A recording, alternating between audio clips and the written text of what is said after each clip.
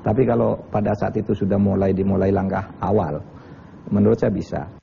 Menarik karena kalau kita lihat sekarang dengan banyaknya pejabat ditangkap, mulai dari gubernur atau menteri, gubernur, wali kota, sampai kemudian bupati, camat itu ditangkap, kemudian bahkan anggota DPR juga ditangkap karena korupsi, masuk penjara. Ada yang menganggap bahwa ini merupakan langkah tegas dari pemerintahan yang ada sekarang dalam memberantas korupsi.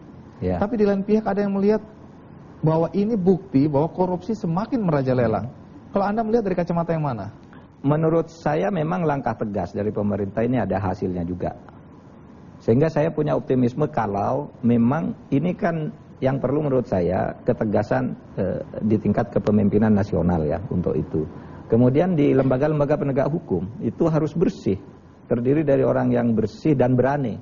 Karena bersih tidak berani juga tidak berbuat apa-apa. Gitu. Berani tapi tidak bersih malah tambah merusak. Jadi masa sulit sih mencari 2-3 orang yang bersih dan berani untuk ada di pucuk pimpinan itu menurut saya masih banyak kalau mau dicari. Dan harus dimulai dari itu menurut saya. Karena Anda sendiri yakin pada komitmen pemerintah? Saya melihat track record Pak SBY, paling tidak iktikat dia itu saya yakin bahwa dia ingin memberantas korupsi. Tetapi memang langkah-langkahnya selama ini kan agak seperti kurang cepat ya. Nah, tetapi untuk lingkungan kerja dia sendiri saya melihat sudah bagus, dan dia sendiri dalam pandangan saya tidak tahu di luar itu, dalam pandangan saya sudah cukup bersih lah ya. Pak Mahfud, sebelum dilanjutkan menarik juga ya kalau kita dengar apa komentar masyarakat yang berhasil direkam oleh Kick Andy terhadap Anda. Ya, ini dia komentar beberapa orang yang ditemui di tim Kick Andy.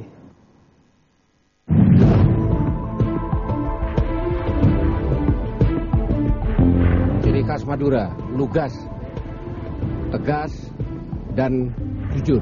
Keberaniannya luar biasa dan masih dalam satu kerangka hukum. Ya. Kita sudah tidak meragukan lagi lah kapasitas seorang Mahfud MD di bidang hukum. Saya rasa Mahfud MD udah bagus ya. Saya rasa mungkin nanti dia tetap harus menjalankan tugas dia. Jangan sampai terpengaruh oleh yang kayak sekarang ini kan terpengaruh ada sogokan-sogokan. Usahain jangan. Tetap maju terus sampai tuntas. Tentang korupsi di Indonesia ini harus kita berantas sampai tuntas. Keberanian sendiri saya lihat cukup bagus Pak Mahfud.